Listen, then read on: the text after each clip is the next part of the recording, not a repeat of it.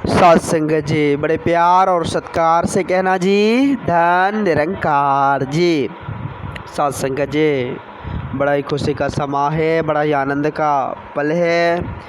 समय के रहवर सदगुरु माता जी के असीम कृपा से, रहमत से, आशीर्वाद से सत्संग जी नित्य दिन की तरह आज भी हम सबको सत्संग जी संगत करने का परम सौभाग्य सत्संग जी प्राप्त हुआ है।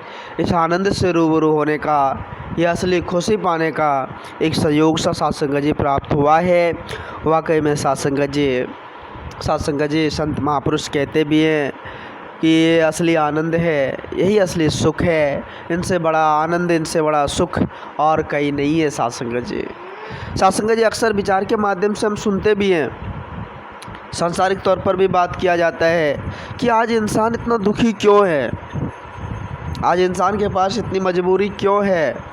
आज वैसे देखा जाए तो कौन नहीं चाहता सत्संग जी कि हम एक अमीर आदमी बने, कौन नहीं चाहता सत्संग जी कि हमें एक अच्छी पदवी हासिल हो, कौन नहीं चाहता सत्संग जी कि हमारे बच्चे अच्छे बने, अच्छे पदवी को हासिल करें।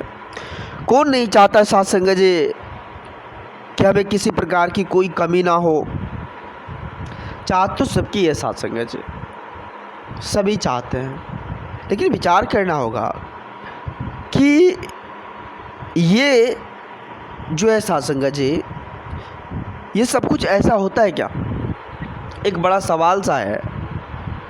हम चाहते तो सब कुछ है, परंतु ऐसा सब कुछ होता है क्या कि सारे अमीर हो जाएं, सारे सुखी हो जाएं? सत्संग जी, ऐसा बिल्कुल नहीं होता। संत महापुरुष कहते हैं कि जो भगवान ने आपके लिए रचा है, अगर आप उनसे दूर भी भाग रहे हैं तो आपको मिल जाएगा, और जो रचा ही नहीं है, लाख कोशिश कर ले, लाख प्रयत्न कर ले, वो मिलने वाला नहीं। सत्संग जी हमारा जीवन है, इस जीवन में सुख दुख का आना लगा रहता है। संत महापुरुष कहते हैं कि आज मनुष्य मजबूर है। क्यों मजबूर है सत्संग जी? संत महापुरुष कहते हैं कि जिस व्यक्ति ने जन्म लिया है उसे एक ना एक दिन इस धराधाम को छोड़कर जानी है। सब कुछ जानते हुए भी वो मुसाफिर है, मजबूर है, लेकिन फिर भी हम सत्संग जी जहाँ ये समय का सदुपयोग करना चाहिए था, लेकिन हम उस समय का सदुपयोग नहीं कर रहे हैं। जीवन, संत महापुरुष कहते हैं जीवन के बारे में, जीवन बहुत ही छोटा है। ये जीवन जो है ना, बहुत ही छोटा है।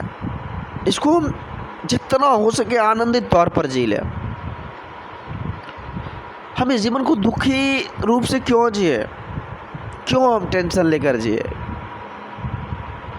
ये जन्म और मरण के बीच का जो समय है, ये आनंदित तौर पर जीने के लिए हमें परमात्मा ने दिया है सत्संग से।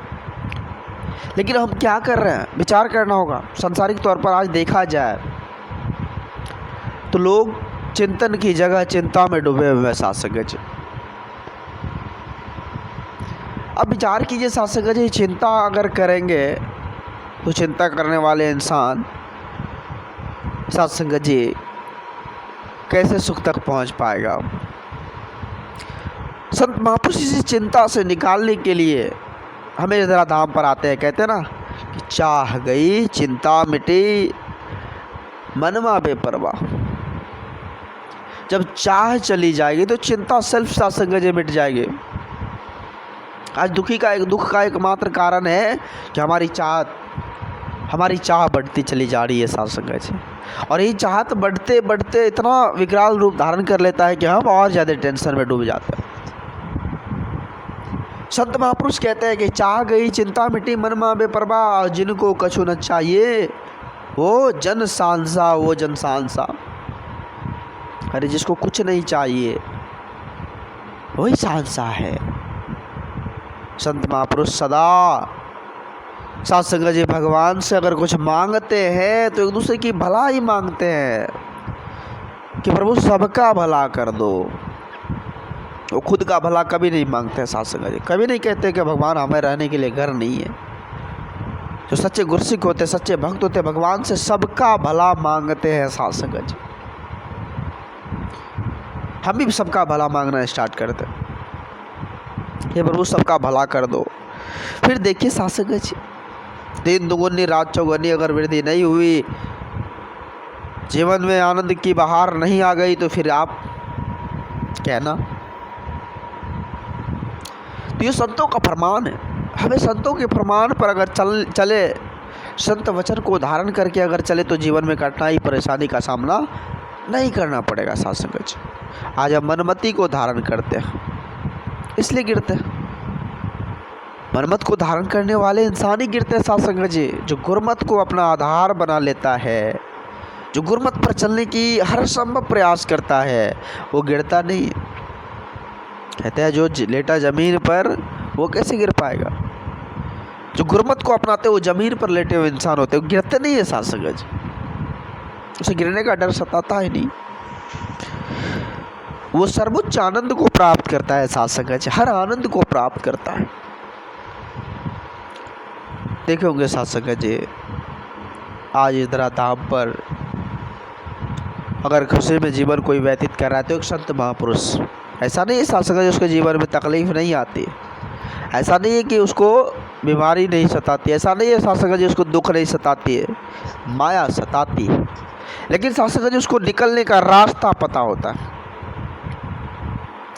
उसे निकलने का रास्ता पता होता है साथ संगत जी, और उस साथ संगत जी साफ उस रास्ते से निकल भी जाते।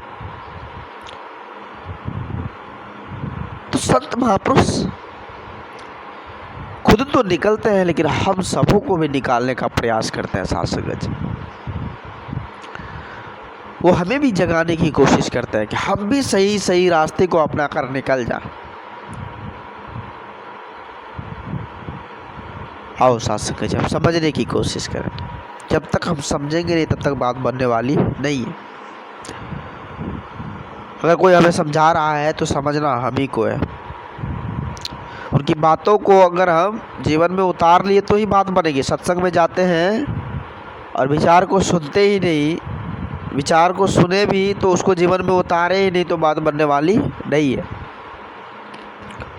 हमें साथ संगत जी उस बातों पर अमल करनी है, ज्ञान प्राप्त हुई, ज्ञान पर जीनी है। अगर ज्ञान पर जीना स्टार्ट कर देंगे तो जीवन का श्रृंगार हो जाएगा साथ संगत जी, जीवन आनंद से बीत जाएगा। तो आओ साथ संगत जी, आज बर्भागी है जो ऐसे संतों का परिवार हम सबों को मिला हुआ है। दास नतमस्तक है आप जी के श्री चरणों में, दास को भी माफ़ करना और अपने श्री चरणों से जुड़े रखना। प्यार से बोलिए धन्य निरंकार जी।